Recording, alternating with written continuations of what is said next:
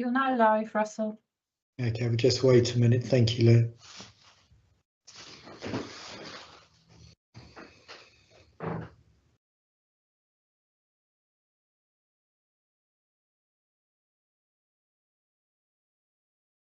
Okay, ladies and gentlemen, well, welcome to this, the December Wye Valley Board. It's 1 o'clock. I think, are having a few technical issues at the moment, so a few directors are still dialing in, but we will get going nonetheless. So at the moment we have apologies of absence from Grace Quantock, I think, who isn't in the room yet, but hopefully will be able to join us. But otherwise, I think we're ready to go. Any new declarations of interest, team? Could you please raise a digital hand for me? Just one from me, I think, given this is the first time we've met. I retired from the chairmanship of the charity You're Cherished. So if you can just update our records accordingly. And Francis?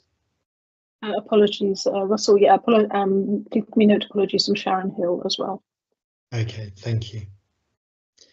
If there are no other declarations of interest, we'll move on then to the minutes of the meeting held on the 3rd of October. If you had any amendments to those, could you please raise a digital hand for me, please?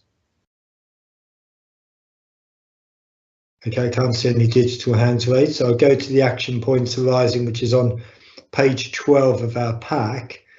And the first was in the quality section that Lucy will provide a benchmark around cases referred to the Ombudsman, and that's included in the patient experience report on the agenda. So thank you, Lucy. And then the second one was regarding the board assurance framework, and future board assurance frameworks and high risk report will include how long risks have been static. And Gwenny's done that, so thank you for doing that, Gwenny. Are there any matters arising that colleagues feel I have missed? Well, before we get over to Glenn's report, there's an awful lot happening in the NHS at the moment, as members of the public will be aware. We've had a busy morning already today, looking at a number of very important initiatives we have going on in terms of our role as a key integrator within the Herefordshire healthcare system. Some really exciting things making a real difference to our citizens, and lots more opportunities to come. We also had a discussion about the challenges we're faced in terms of bed numbers with the increases of demand that we are seeing. So we also had a long discussion on that as well.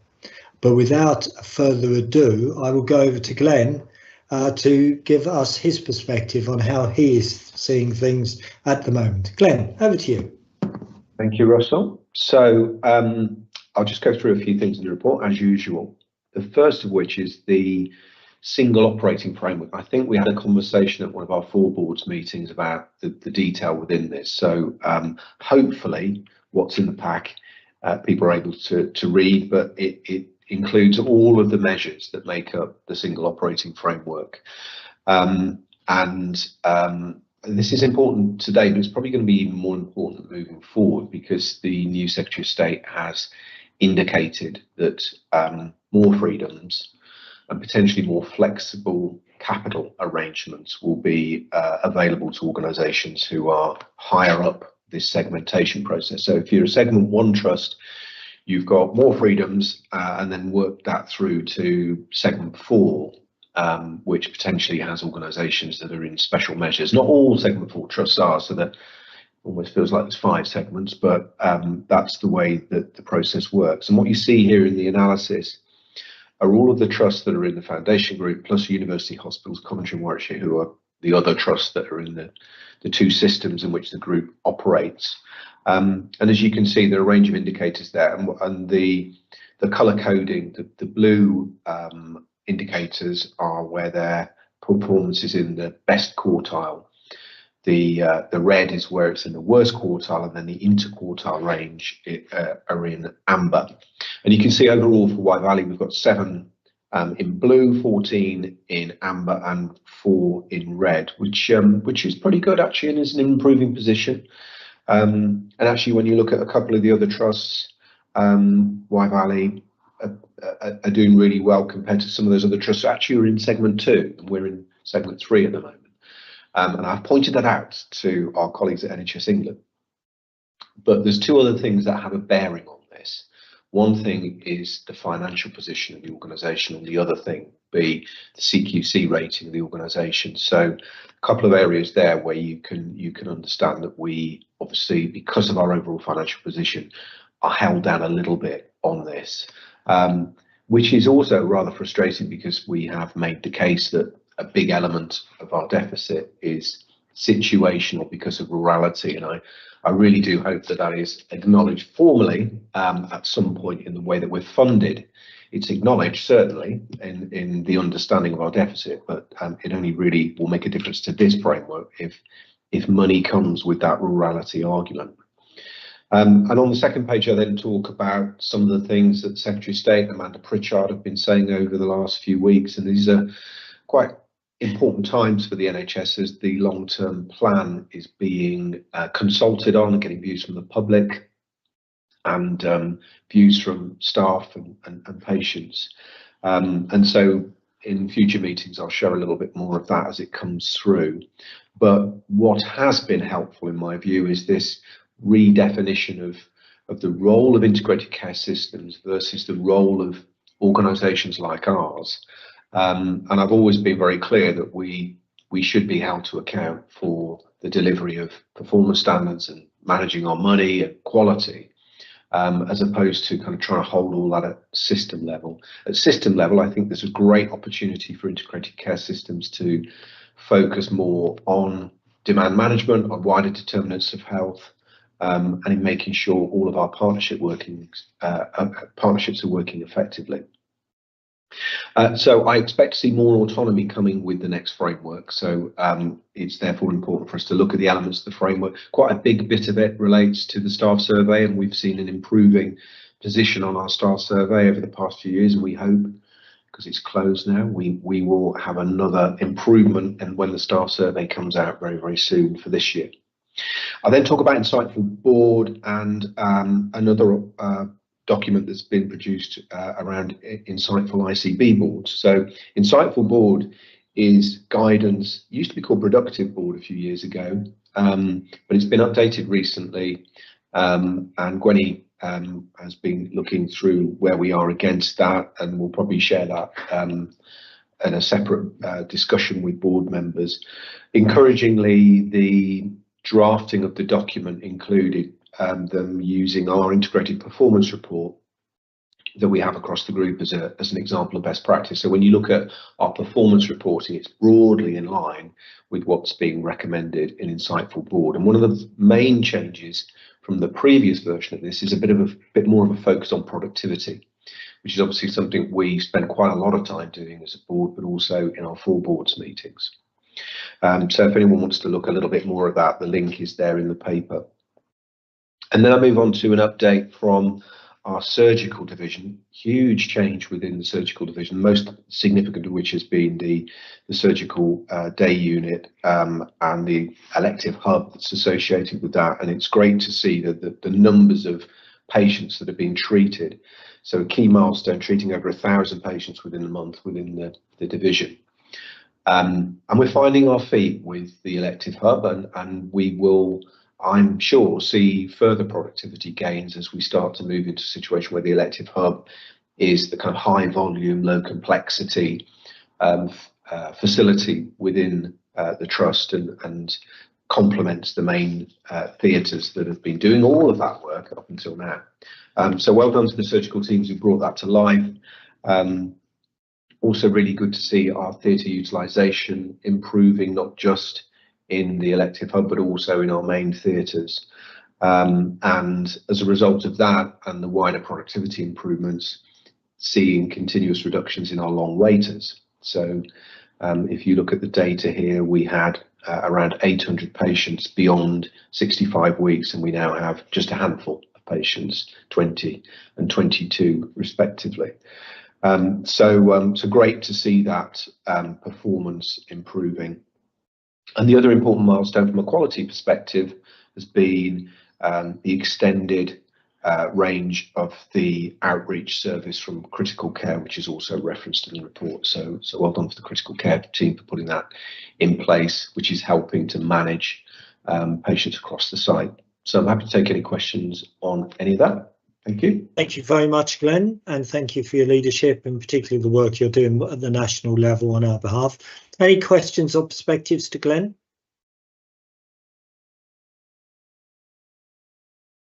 Glenn, I think it is fair to say that the mood music for next year is a very tough financial settlement for the NHS, despite the sort of headline numbers. Would that be your view as well?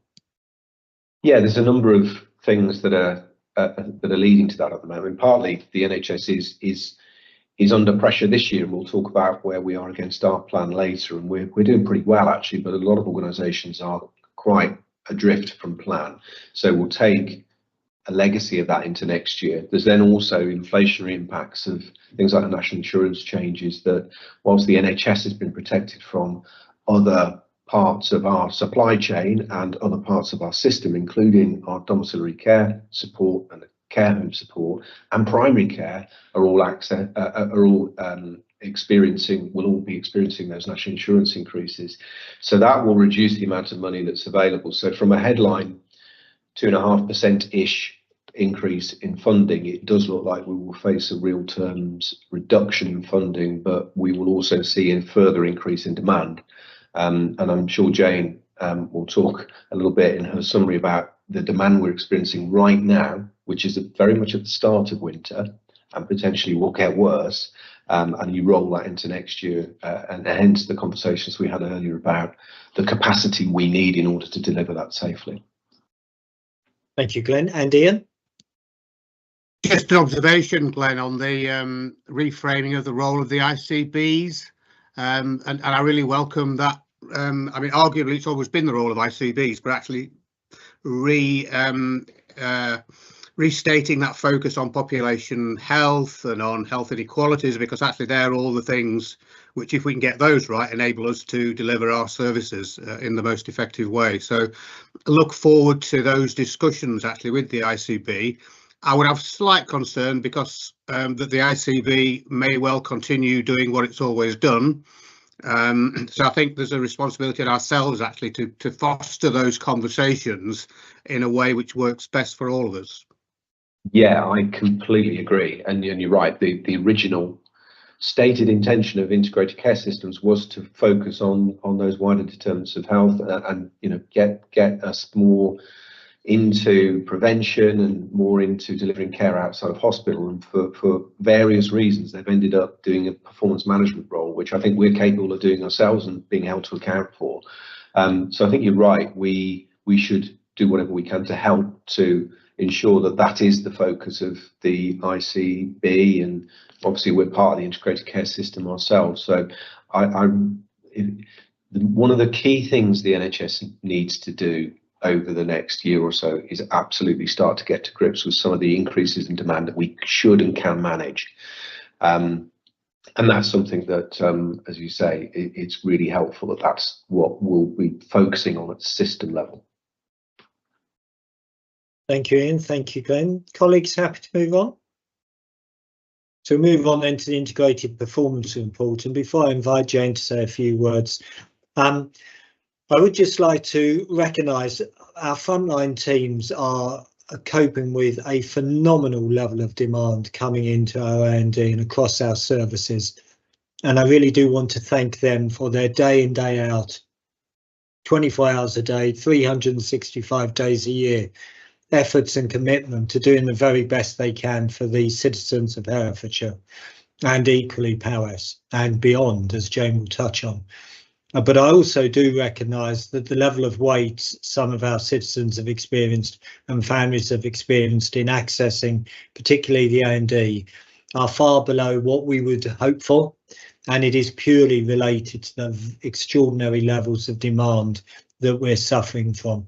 But I would like to apologise on behalf of the board for any delays that you've been experiencing. And with that contextualisation, Jane, how are you seeing things?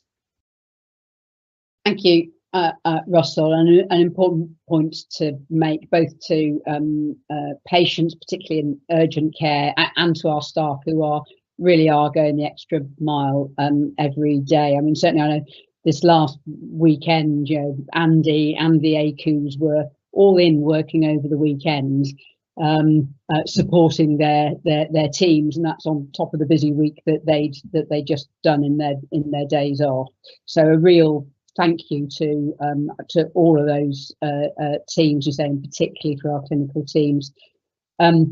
So I was going to draw together those three aspects really of what we manage and what we're responsible for, which is really the quality of what we do, the activity that we manage, and then the financial position that and we have to keep all of those three things in balance.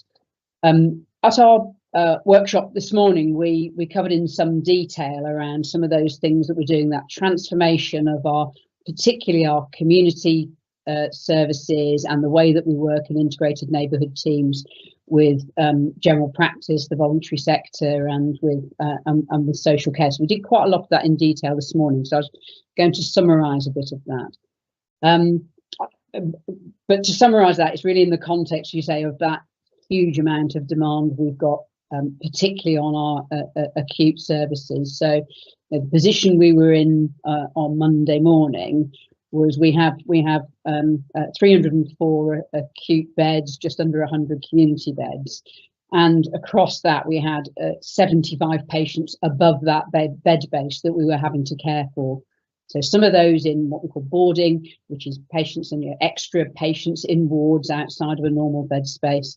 Some of those acute, some of those in community hospitals, some of those in places like endoscopy, where patients should be recovering from their endoscopy, but we've got inpatients in there, and right across the piece, and of course in ED itself with a ward worth of patients waiting for admission. So that is very difficult to manage on a day-to-day basis. I think if we look at some of our quality indicators on that, though, they are quite important. So this week we had feedback around our SNAP data, which is the quality of our stroke services, and we are once again a level A. Very few people achieve that, so we are either the top or one of the very top in the region on our stroke services. We looked at our mortality levels. We remain in a good place, but in the detail of that, and Chido might want to go into this, if we look at our fractured neck of femur pathway, which is really the quality of that and the outcomes for those patients is really dependent on fast access into the ward, and actually they are really delayed, and so we find that our mortality is higher than it would be if we could manage that pathway well. So there are real quality, whilst we manage, I think, quite a lot of it quite well, there are real quality implications from that overcapacity in our urgent care pathways. So a number of things that we're doing for that. So really, in terms of those community services, it's about scaling up community services so that we can reduce the number of patients coming in, and a lot of that is working with the ambulance service, getting to patients in the sense, and often before the ambulance gets to them, so that we can provide care at home, and we're having some success there. Making sure that we're reducing our medically fit for discharge patients, so some really good success on those going directly home with support, but lots more to do on what we call pathway 2 and pathway 3, those that need a bedded provision once they leave the acute or community hospital. So more to do there. And then more to do on prevention. So that's very much in the realm of working with our GPs and community teams. So what are our care plans for patients looking like? Do they know what to do if their long-term condition flares up? All of those sorts of things. So lots of work going on, but a lot more that we can achieve in that. And then on top of that, of course, what we need is real operational excellence in the things that we do in the hospital to make sure that the acute hospital bit is as slick and efficient and as high quality as it can possibly be. So we are tackling all of those things, and whilst, as I say, we're seeing some real success in those, our front door numbers coming in are still at a level which is above our bed base. So that's on the urgent side of activity.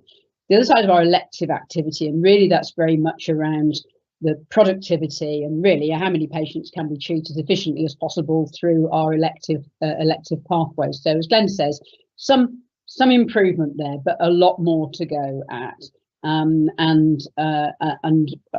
There are still lists that we're running which don't have enough patients on them, and so a lot more focus on that over the next few weeks, so we go into Q4 with those in a better place. And the other part of that elective work actually is around concentrating on getting paid for what we do. That's really important, and we've had to make some changes around cataract recording to make sure that we get the income in for the work that we're doing. So getting all of that right, because lots of extra patients needing care with staff who aren't in budget doesn't help our financial position. So that, along with the getting paid for what we do, doing more work through the capacity that we've got, all of those things need to come together to improve then our financial position. And again, we've seen some indications of that improving, but we've got a lot more to do over the next 3-4 months to get us into the best position that we can possibly be in as we exit the year with a run rate which looks nearer to what we should be achieving. So I think it's sort of a mixed picture, I guess, would be my overview. We can see lots of improvement, lots of good things happening, but a lot more that we need to do, and that does then need to affect our financial position as we go into next year. Thank you very much, Jane. Questions and perspectives to Jane?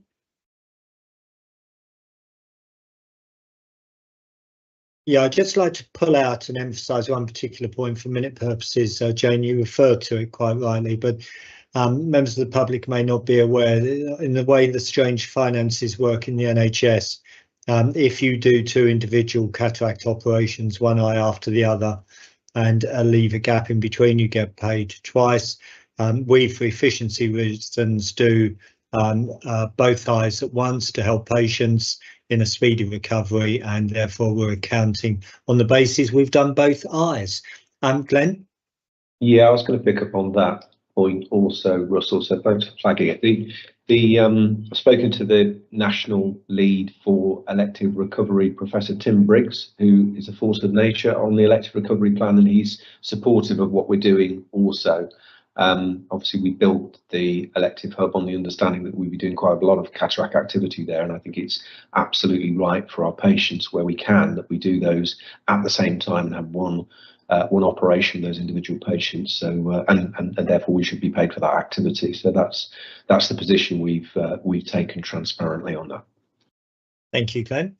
Okay, team, if we're happy, we'll move on to quality and safety. And Chisel and Lucy, what would you care to pull out of your report, please? Thank you, Chair. If I kick off and then Chisel will follow up with the mortality information. So just a few things from me today. Noted in the report, we had the national peer review of our neonatal services early November. Just to note, we still await the full report, but we were pleased that we received no immediate or serious concerns that we were required to address in a timely way. Some areas to improve, which we've already addressed. But largely a really positive visit that saw strong MDT working and positive feedback from families that were using that service. I was thrilled to attend our first launch of our volunteer strategy steering group in November also. We've got a new volunteer coordinator who started. And our first step in that sort of steering group and strategy is to expand our volunteer workforce. It's reduced significantly since COVID, so we need to expand the workforce, and in particular around supporting our wards where we haven't got sufficient volunteers for supporting patients in ward-based care. And given the pressure, volunteers in that environment would be really helpful. And we also need to recruit volunteers for a contact centre that we're going to set up. The contact centre is part of one of Help Force's initiatives, and George Elliott, that's in our group, has already set that up. The contact centre is aimed at reducing do not attends for outpatient appointments, and we plan to pilot our contact centre in ophthalmology shortly. I include in the pack some information relating to mixed-sex accommodation breaches, because I was asked just to provide a focus on that this time. We are an outlier nationally, but what you can see from the data is that a small number of decisions to accommodate a mixed-sex breach can lead to a large volume of breaches just because of how the counting rules work.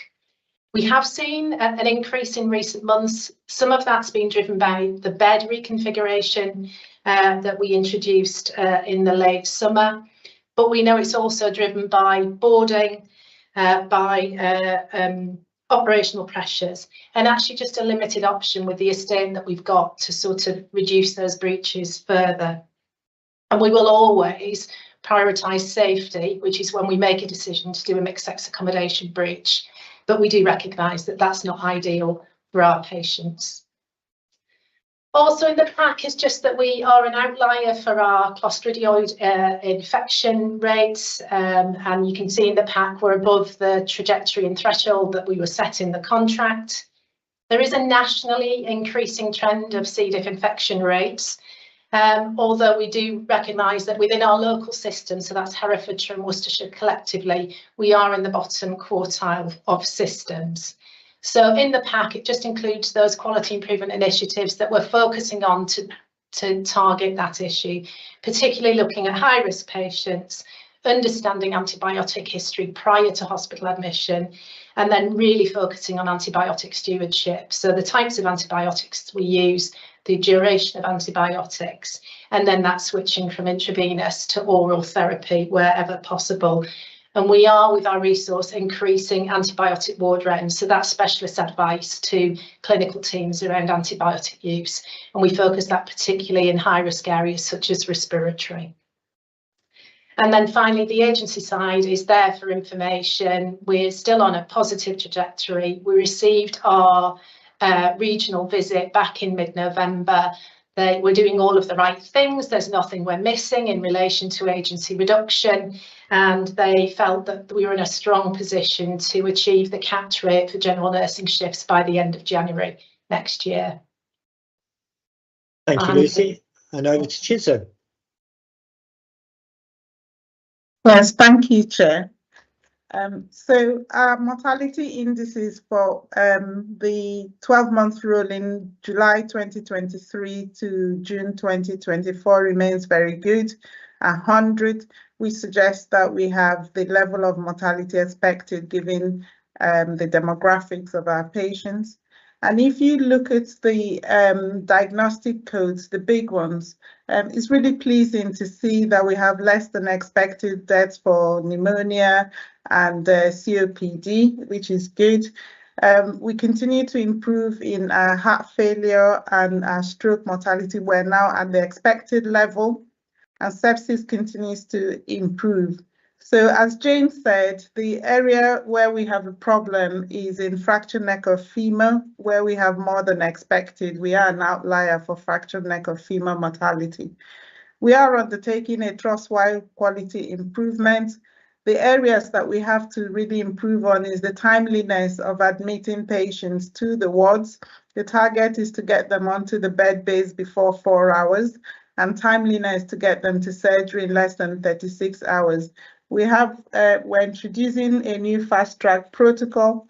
We're also paying attention to the quality of care they receive in ED, ensuring that they receive the so-called Super 6 care bundles, pain relief, observations, and all of that in ED. So we're paying great attention to that.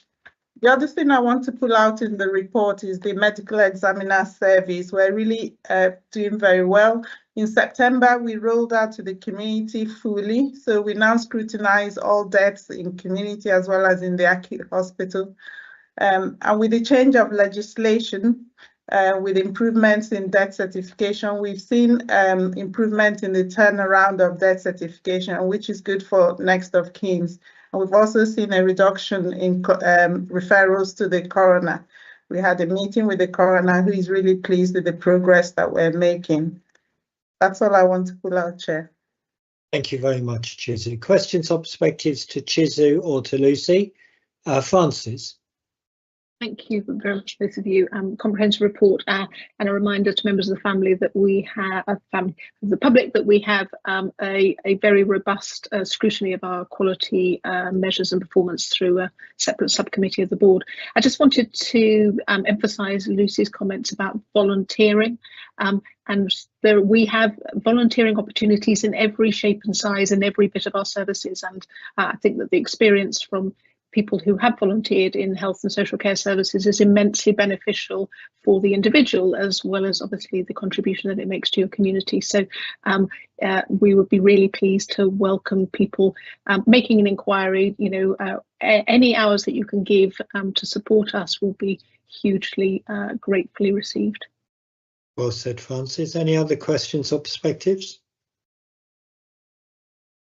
Just one for me, picking up on the do not attend point, which Andy may touch on later.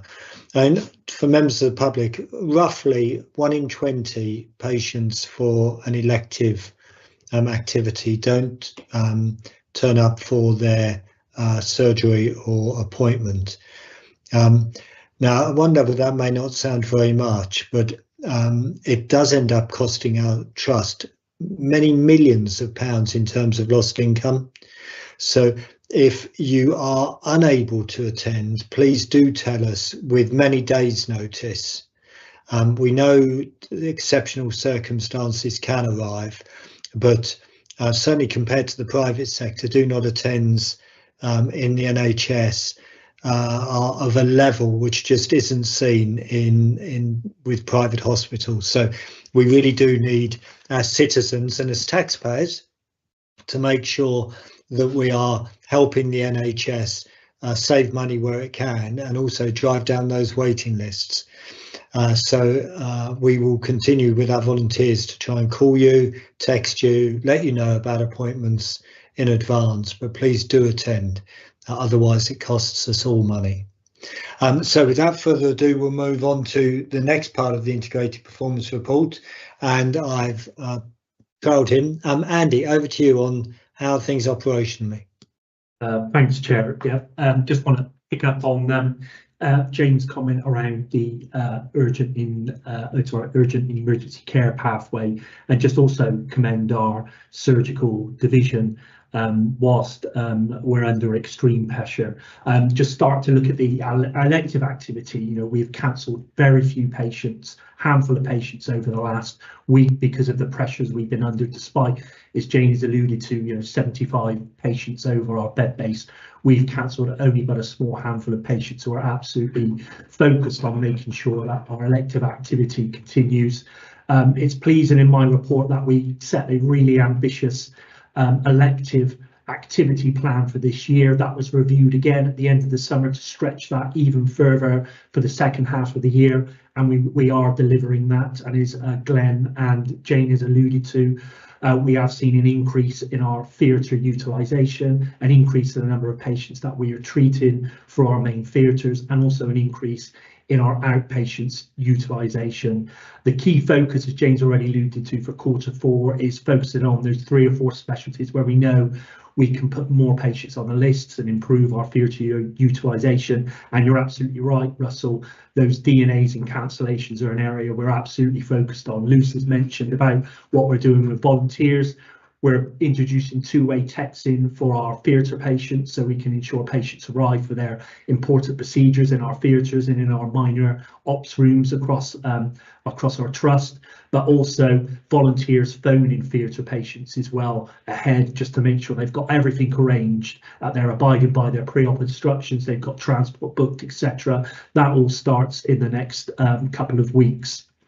It's really pleasing to see, as Glenn has already mentioned, a reduction in those really long waiting patients waiting over 65 weeks. You know, it's almost at 0, and by the new year it will absolutely be 0, based on working really hard with our clinical and operational teams. But also our 52-week long patients, those patients waiting over a year for treatment, where we had over 1,300 patients in the summer, is now down to 800, a really significant reduction in the number of those long waiting patients. Our diagnostics pathways has also seen a really significant improvement, so thanks to those teams, we've now got 85% of patients waiting less than 6 weeks. Only 2 months ago, it was 75% of patients waiting less than 6 weeks. So a really significant improvement. In our imaging, so CT and MRI scan, 90% of our patients are waiting less than 6 weeks for a diagnostic procedure. And we've seen a significant reduction in the long waiting patients in our acute audiology service and echocardiograms. Our biggest concern now is our paediatric audiology, and that does remain a concern, but we've got a locum who is now in place over the last couple of weeks, whilst we look at restructuring our audiology workforce to make sure we can maintain that level of a good access for patients in the future. Our urgent and emergency care pathway, we know, is under extreme pressure at the front door, and also to maintain safety and flow, as already alluded to, we are using temporary escalation spaces across our wards, but each day we're breaking new records in our ED attendances and the number of emergency admissions that are greater than 0 length of stay.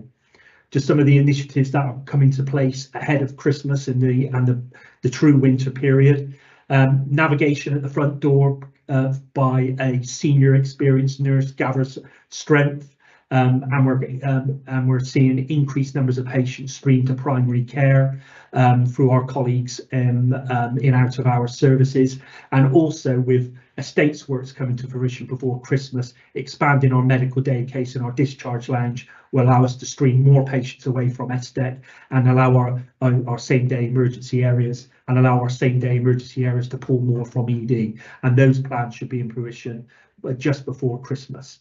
We already, at workshop this morning, we discussed our community referral hub and the co-location at Nelson House, where we provided our virtual ward services as well as step-up beds for primary care, co-located with adult social care, GP out of hours service, and 7 day a week, 12 hours a day GP support.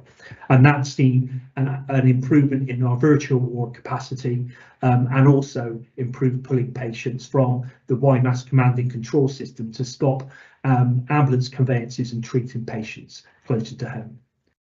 Thank you, Russell. Thank you, Andy. Any questions or perspectives to Andy after that comprehensive report? Okay, thank you. We're running a little bit behind time now, team, but Jeffrey, on the people side, how are you seeing things? Oh, thanks, Russell. Following new legislation on sexual safety at work, we have adopted NHS policy on this, and we're raising awareness about our zero tolerance approach to any sexual harassment, untoward behaviors or discrimination in the workplace. So we raising awareness about that across the organization. We were successful in defending an employment tribunal case on disability discrimination, and the tribunal found that we had taken every reasonable and practical steps expected of an employer. So we successfully defended that disability discrimination case recently. Most of our HR key performance indicators are heading in the right direction. We've seen some improvements in performance appraisals, and staff turnover overall still tends to be below 10%. We are supporting our employees through health checks and vaccinations in our drive to maintain low sickness absence over the winter months, and will continue doing so. Through our Workforce Opportunities Group, we're looking at schemes that can enhance workforce productivity, and throughout 2025, we will be rolling out e-rostering to all other clinical staff groups within the trust, because that's an area that can really help us in terms of workforce productivity. And finally, we are supporting the NHS pilot program on care leavers. So we're offering job opportunities for care leavers, working with our ICS colleagues over the next few months. So opportunities are out there for care leavers who would want to join the health service. Those are the key things I wanted to pull out, Russell. Happy to take any questions. No, thank you very much, Jeffrey, and thank you for your leadership. Any questions or perspectives to Jeffrey? It's not on our agenda today, but I'd just like to make a sort of a freedom to speak up point, touching on what you said earlier, Jeffrey. There's been lots in the press recently about some people thinking banter in the workplace is acceptable. And everyone likes to have a happy workplace, and that should be the objective we all go for. But banter which makes a colleague feel isolated, or misogynistic banter, or sexist banter, or racist banter, or homophobic banter, or religious banter is unacceptable. And so I'd really just want, when colleagues are feeling that banter in the workplace is unacceptable, speak up. That's what the freedom to speak up processes are there. And when I speak to many colleagues who are have a strong belief system, a religious belief system, or BAME colleagues, they often say to me that what hurts them most is when colleagues idly stand by when they hear a racist or a religious comment which is deliberately hurtful. And so I'd really encourage colleagues, as part of what we stand for as a trust, and as part of the Civility Saves Lives work, support your colleagues, stand up and let them know you're beside them when you hear unacceptable language or banter being used. Grace, did you want to come up on that, and then we can move on? Yes, thank you, Chair. Thank you for sharing that. Obviously, the news has impacted many people. Just noting, as you say, speaking up. Jeffrey, I'm just checking. I believe we've done some work in the Trust on how to be an active bystander, on how to speak up, particularly if you yourself have marginalised identities, may also be at risk of the same level of discrimination or similar. Can people access that if they want to, but want to know how to actually make those, do that active bystander and ally work? Thanks, Grace. Jeffrey? Yeah, thanks, Grace. We currently are developing the program across the ICS. So as we speak, training programs for champions is taking place. So from January onwards, we'll be doing a full publicity campaign, giving people the different avenues of how they could utilize the program. So training is ongoing at the moment. Okay, if you need any support from me or Glenn or anyone on that, Jeffrey, please reach out to us. Okay, team, we'll move on. This is a very, very challenging financial period for the NHS. We are not isolated from that, and our financial challenges are very real. Katie, what would you like to brief us on? Thank you, Chair. So I'll just summarise a few headlines from the report, which is in the pack for colleagues. So the report covers the period to the end of October, which is our reporting month 7, and the year-to-date deficit at that point was £6.8 million. That's behind our planned deficit at that point in the year by 4.6 million. Having said that, that does represent a small improvement in our run rate and a slight reduction or slowing in that adverse variance, which is pleasing given all of the focus that we've described in terms of our productivity improvement and some of our financial recovery actions. But of course, we shouldn't underestimate, as you've just said there, Chair, how significantly challenging our finances remain. Financial Recovery Board is well established, and we continue to focus on a range of mitigations to improve run rate and secure delivery of those mitigations. And I think it's fair to say divisional engagement in the Financial Recovery Programme and delivery of their CPIPs is good, and we oversee that through our finance and performance executives and check and challenge meetings with our divisions. Alongside all of the positive progress we're trying to make around financial recovery, of course, there are still risks that materialise. So one of those is described in the pack around the pay award settlement, in that the funding that we've received for the pay award settlement is less than the cost of implementing it for our staff. So that poses a further risk to our outturn position. We continue, as Andy's described, to maintain really strong elective performance, which in part provides mitigation to the overall financial position. And September and October, we've seen particularly strong elective performance. In terms of the forecast position, at the current time, the forecast remains in line with the plan, although of course we acknowledge there are a number of risks and mitigations around that, and we continue to look at the extent to which we can mitigate some of those risks. Across the system, there'll be a reforecasting exercise and a reassessment at month 9, with a view to approaching the year end. The pack this month includes a refreshed set of charts around our cost per weighted activity unit. So this is one measure of our productivity in terms of delivery of our services. And we've done some work across the foundation group to make sure that those measures are broadly comparable and approached in the same way. I think what they reflect is an improving trend in terms of the volume of activity that we're delivering, and there are some early signs of improvement in the cost per activity unit, which is promising and aligns to the work we're doing on financial recovery. Just briefly then on capital and cash. So in terms of capital, we've invested £9.5 million year to date, and we are confident in delivering the full spend across the year by the time we get to the year end. And there is a detailed reforecasting exercise underway across the NHS this month to make sure that everybody's really clear on their capital outturn position. In terms of cash, with the careful management that we've been doing around balances, we have been able to maintain our prompt payment performance to date, although as we've described previously, we do have concerns around the overall availability of cash as we move towards the end of the year, given our current deficit to plan. Happy to take any questions, Chair. Thank you very much, Katie. Obviously a very difficult sort of environment we're operating in. Questions and perspectives, Glenn? So the issue of the pay award and whether we've received adequate funding for it is something that is a bit of a feature of all of the positions across the group financially. I've been reassured by the National Chief Finance Officer that we will receive full funding. So at the moment, it is a risk, but it's one that I hope will be mitigated through some means. So I'll no doubt update the board on that when we next meet. Thank you very much, Glenn. Fingers crossed, but things are going to be very tough. Any other questions or perspectives to Katie? Kieran? Thank you, Chair. Just a brief comment on the table at the foot of page 42. We're a large part of the local economy. We've got obligations not only to patients, but to all our suppliers. The table at the bottom of page 42 indicates that we're paying a high 90% of payments within 30 days. That's up with the very best of any type of organisation.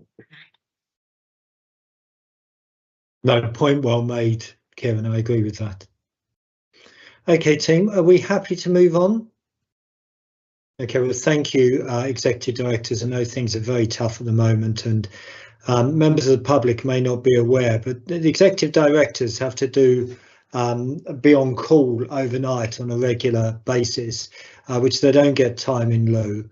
And given the level of demand going through the hospital at the moment, they're often woken up in the middle of the night, sometimes a number of times during the night. So I'd just like to thank our executive directors for their extraordinary efforts in leading us at this challenging period.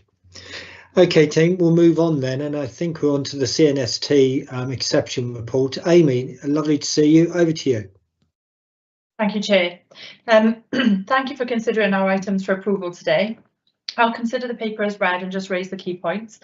We are now coming towards the end of the maternity incentive scheme, year 6, and since the paper has been submitted, we have passed the 1st of December, which is the final inclusion date for many of the actions. The paper outlines anticipated compliance with 8 of the 10 safety actions, but since the submission of the report, we've undergone our external LM&S review of the Saving Babies Lives Care Bundle, and we are pleased to confirm full compliance with Safety Action 6. We are anticipating compliance with full 10 safety actions, which will be our 3rd year at full compliance with the CNST standards, which we know reduce the poor outcomes for mothers and babies using our maternity services.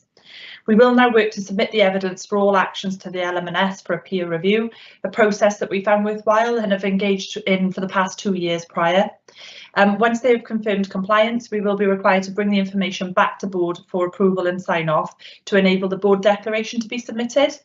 Given the timing of upcoming board sessions and the nature of a foundation group board, we are today seeking delegation of sign off to Quality Committee on the 30th of January, a process which we did successfully initiate last year. Thank you. Thank you very much, Amy, and thanks for your hard work. Lots of babies being safely delivered. Thank you. So questions and perspectives to Amy? If you're not happy, therefore, to accept, sorry, Francis. Sorry, slightly so. Just wanted to thank Amy and the whole team for their hard work. It is a really important initiative, but one that takes an enormous amount of effort to adequately produce the evidence to justify our application for this reduction in premium. Oh, absolutely. So if you're not happy to accept the suggestion of delegated authority down to the Quality and Safety Committee, please raise a digital hand. Okay, duly approved. Amy, take care. If I don't see you before Christmas, please thank the team and have a lovely Christmas yourself. Okay. We'll move on then to the use of the trust seal and the elective surgical hub. Gwenny. Thank you. Not very much to say other than what's in the report, that we haven't yet sealed the documents, but it's a requirement for the board to endorse the use of the trust seal on some documents that relate to the elective surgical hub. So just seeking approval for that. Yeah, any questions or perspectives on that? Always think about where this seal is kept, which corner of the office it exists in. So if you're not happy to approve, please raise a digital hand. Duly approved. Thank you, Gwenny. We'll then move on back with you, Amy, to the perinatal safety report. Thank you, Chair. You've seen me slightly quicker than you anticipated. So with regard to the safety paper, thank you again for allowing me to present the maternity reports. I will consider the papers as read and just pick out the key highlights for board attention. Our activity remains largely stable and consistent with no escalations required relating to that section. In relation to safety, I'd just like to draw attention to the one moderate incident that has been submitted during October.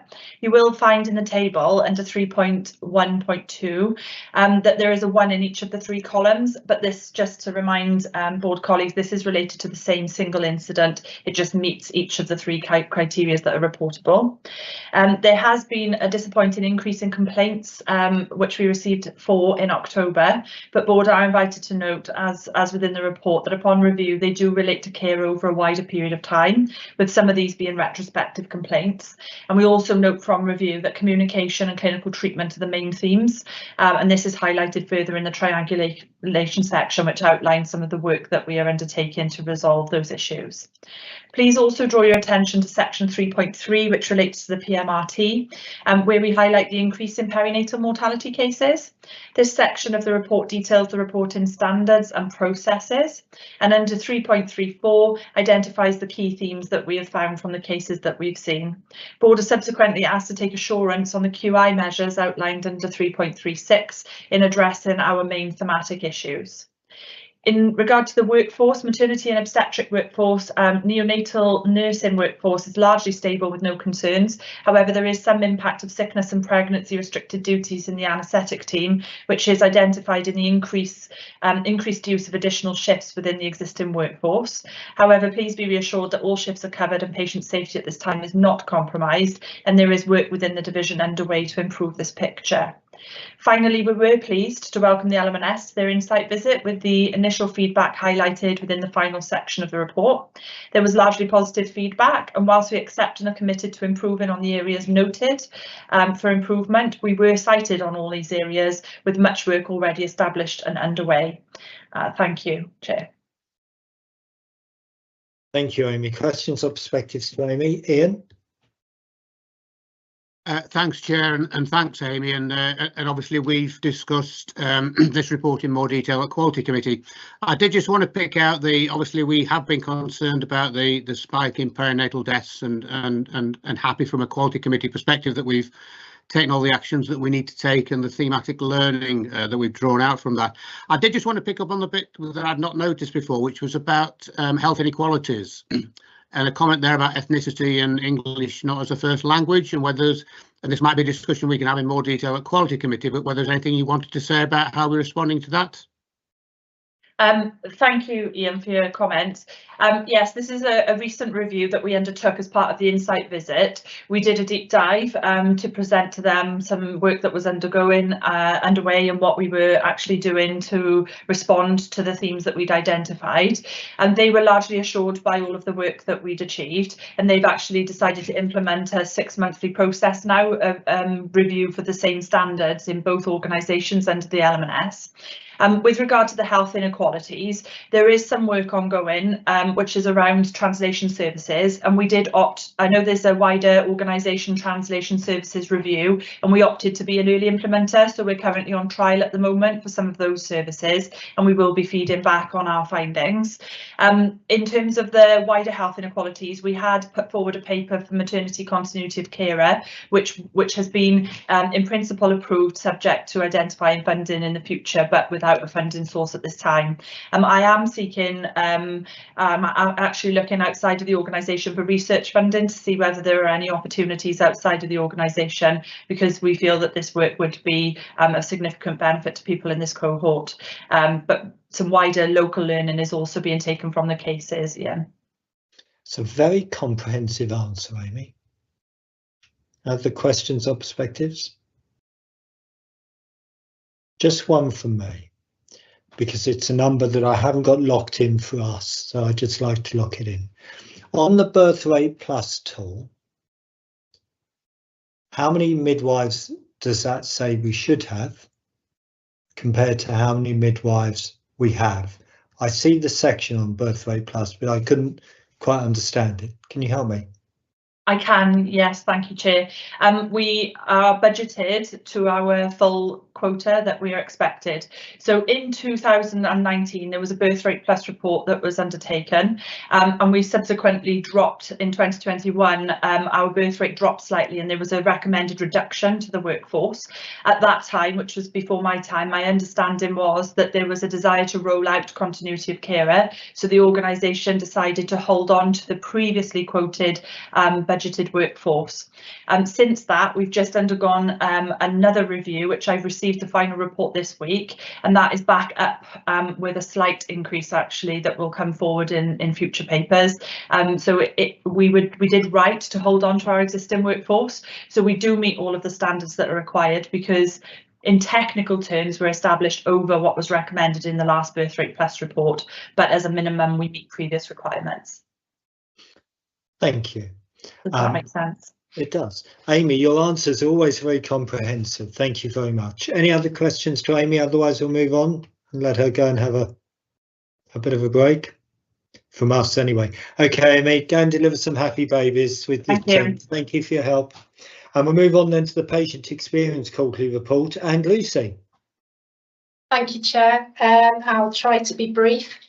So the National Inpatient Survey was published recently, and an in-depth review of that took place at Quality Committee in October.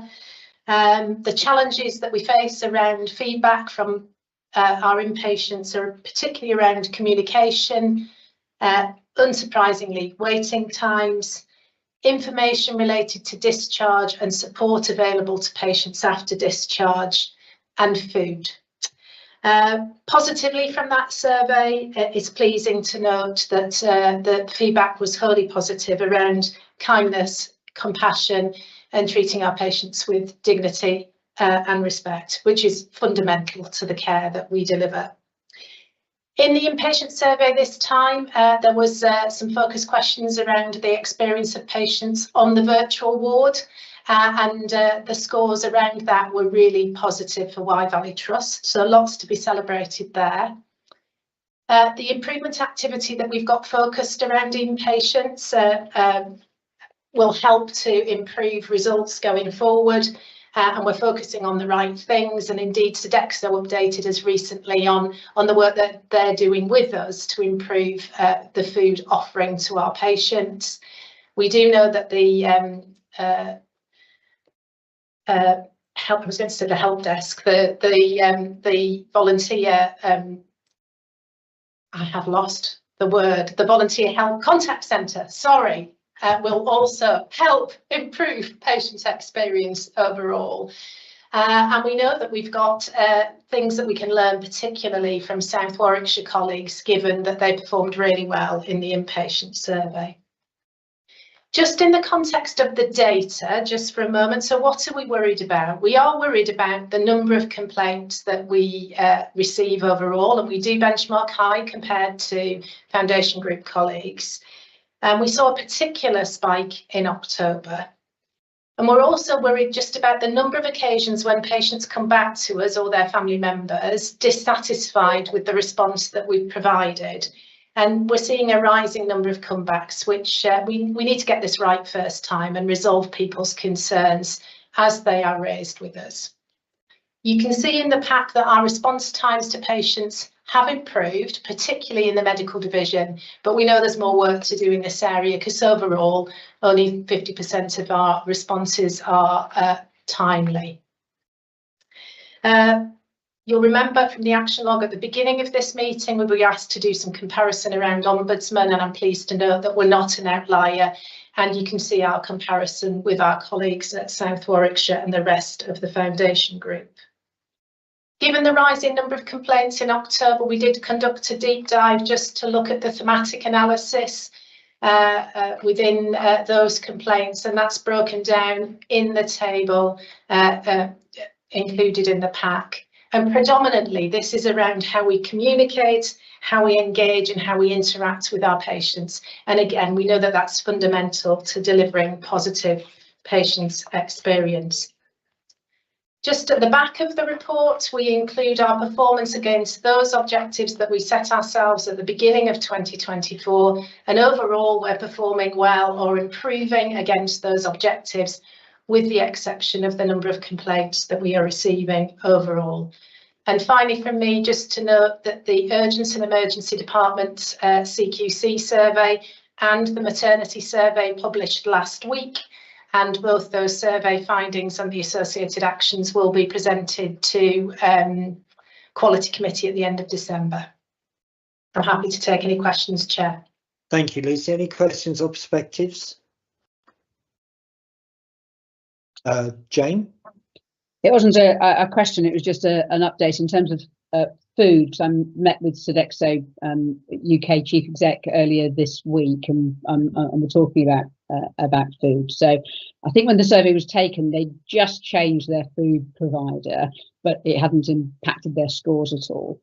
And really interesting, the provider that they now use, they use across the country, and they have a Devon Trust, which they're in the top 5 in the country, and we are virtually at the bottom.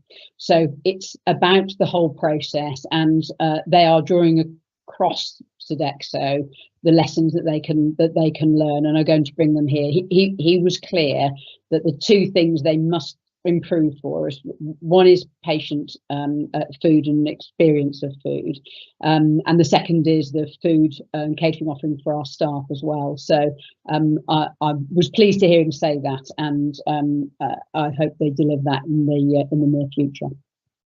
Keep us brief, please, Jane. And Nicola, and then we'll move on. Yeah, we have discussed this at great length at Quality Committee and looking at the way forward. The data we've got now is better than I've seen in the 5 years that I've been here. So we have got some good granularity. Lucy, I'm never worried about the volumes. I think I come from a background where if it's open and transparent, give us that feedback, tell us what we're not doing right. The key thing is we're learning from it, and we're learning quickly. And that is the thing I think we could do better, because we're spending a lot of time too long, and I think we forget probably what's actually happened. So I would say don't worry about the volumes, but look at getting it right first time. So thanks for the work you're doing. Well said, Nicola. Okay, team, keep us briefed on the progress with Sodexo, Jane and Lucy, and we'll move on now to the EPRR core standards report. Andy, what do you want to pull out of this? Thanks, Joe. I'll take the report as read. So this is our emergency planning, resilience and response compliance for 24-25. Pleasing to see that our compliance has improved from last year from 78% to 82%. So we're still partially compliant, but we've made some improvements. The biggest area of focus for compliance for 25-26 is in our business continuity planning around exercising, auditing, and testing our plans, as well as working with suppliers and providers of services to the trust on their business continuity plans and having visibility of that. What's also pleasing is across the integrated care system in Herefordshire and Worcestershire, every provider has, NHS provider has improved their compliance. And key for us for next year is how our emergency planning teams function and continue to strengthen and learn from each other, and also pool our emergency planning resource to ensure that training, education and testing is there to support one another. I'd just like the board to recognise this improvement, and I've included the action plan of the ongoing improvements that we need to get to full compliance ahead of 25 and 26 submission. Thank you, Russell. Thank you, Andy. Very clear. Questions and perspectives to Andy? Okay, duly noted. Thank you, Andy. We'll move on then to the board assurance framework. And Gwenny, great to see you having an impact on this. Over to you. It's Louise to thank actually for those graphs showing the progress of the board assurance framework, the risks over time, which was requested previously. But just to note on the board assurance framework, there's no new risks this time. One risk will be closed, that's related to the fragility of the haematology service. The risk score for risk to productivity and operational capacity plans has gone down, and so has the risk score in relation to the academic programme. No other significant changes to the board assurance framework risks. We haven't got a high risk report this time, for which I apologise. We had some trouble getting a readable report from the system, which is quite difficult to manipulate. We had some conversations with the exec team yesterday about how we would improve the reporting around risk and make the board assurance framework more user-friendly and visible in this kind of environment. Sorry, thank you, Gwenny. Any questions or perspectives to Gwenny? I just one thing for me, which I think has come up over the last couple of months, which I want to make sure across the whole of the foundation group we are identifying and putting a light on, is my enormous anxiety, which I know some board members share, of the impact on our social care providers who we depend on for the smoothness of our flow and discharges, given the increase in national insurance. Now, if the settlements to the care homes and domiciliary care providers from local councils matches that increase in national insurance, then I think it's very negligible risk. But if it doesn't, I really do fear for the capacity of care homes and domiciliary care providers. So, Gwenny, can I just ask you to take that one away and find a way of incorporating it into our risk register? Sure, yeah. Because the consequence could be a very significant increase in medically fit for discharge patients being stuck in the acute setting. Okay, team, we'll move on then to the committee summary reports and minutes. First up is the Audit Committee report for the 19th of September. Nicola, what would you care to put out of this?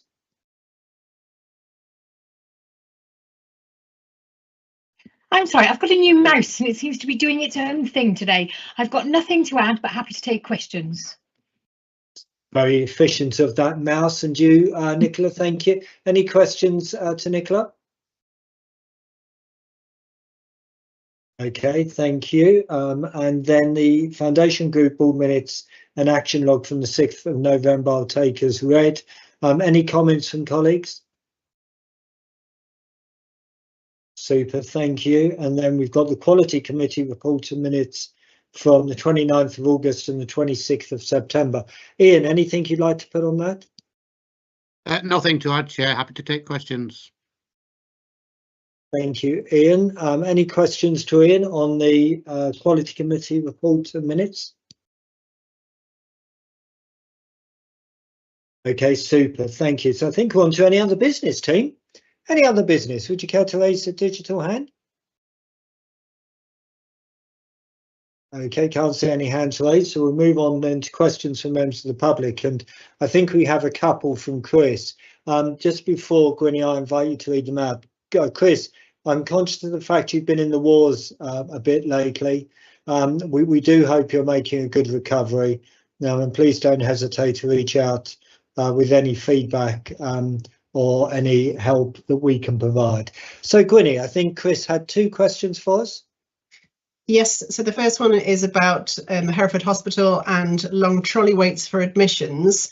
And Chris was asking about the graph depicting the percentage of patients spending more than 12 hours in ED, and whether it would be possible to provide that information as number of patients, which he considers would be more useful to the public.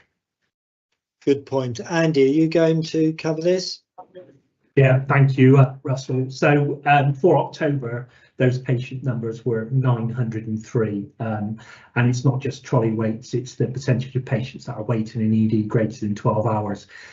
We are measured against by NHS England by the percentage of patients over 12 hours and not just the number of patients. It's about the proportion of the overall volume of patients coming through our ED rather than the patient numbers. But I'm happy to put in the narrative if it would help each month. It's part of my update, not just to provide the percentage, but the number of patients. But we are providing the percentage of patients over 12 hours as a proportion of the overall volume coming in through our ED, because obviously that fluctuates each month. No, thank you, Andy. I think that would be helpful. And I just make a point that I've made before and elsewhere. For me, the perplexing thing, because these level of waits are unacceptable for the patients, their families, for our teams, for patient outcomes. The thing that perplexes me is this experience is not being seen in other European healthcare systems. And to be honest, I don't know why the UK is such an outlier and not returning to sort of pre-COVID levels of flow and demand. But that's not for this board, but it is just a general thing that I'm scratching my head on as to why we are experiencing such an enormous level of demand. And Gwenny, the second question. So the second question is about the fact that board meetings are held virtually, so the only members of the public that can view them are those who have access to IT services or familiar with using them, and a question about whether we could consider moving to some kind of hybrid meeting. So just a couple of points on that, Chris. The thing about digital meetings is, yes, if you don't have access to a computer or YouTube, then that makes things more difficult. But equally, for what we do find across the foundation group is for a number of citizens who are infirm in some way, less mobile, don't have access to transport, actually the digital format does allow them to attend board meetings and public meetings, which otherwise they couldn't. Having said that, for next year, we are looking at more physical board meetings. Hybrid board meetings are extremely difficult to make work effectively. Having tried them in different places, it really doesn't work terribly well, a hybrid board meeting. So I think it's either a physical board meeting or it's a digital board meeting. But I think the case for hybrid board meetings, if you attend any of them, you can't hear people, you can't see them. It's far better to either be all digital or all physical. But I would just make the point that digital meetings do allow a number of our citizens to join us, see the board meetings if they have mobility challenges. Francis? Thanks, Russell. I echo that and just refer back to the minutes of the meeting that we held at the beginning of October, which was only a week after our annual general meeting. And at that time, 245 views of the AGM, and we've never had that sort of number of people attending an AGM in person. So very much taking on board some of the concerns about a mixture of access opportunities, but and a reminder that digital solutions are available in libraries and other places. Various community groups can support that, but yeah, take Chris's point, but we want to be as inclusive as we can. And I think, Chris, you know, equally from your side, if you're a little bit less mobile yourself at the moment, it's you're always very welcome to join the meeting. Okay, team, are there any other questions, Gwenny? Okay, so no, none have come through. Thank you. So we'll draw our meeting to a close. I will wish members of the public a very happy Christmas. Please stay safe. Please have your flu jab or COVID jab. We are under immense demand challenges at the moment, so please do look after yourself. If you have a neighbour who you know is on their own, reach out to them, make sure they're safe and well and warm. If you are suffering as a result of not getting the winter fuel allowance and are cold at home, please do reach out to local social services and the variety of different Citizens Advice Bureau and others who are there to help you. We don't want you suffering in isolation. Take care, have a mince pie, wish yourself a Merry Christmas as we wish you a Merry and safe Christmas. Take care. To my board colleagues, we'll take a 5-minute break and get back together again at 2:20. Thank you. Bye-bye.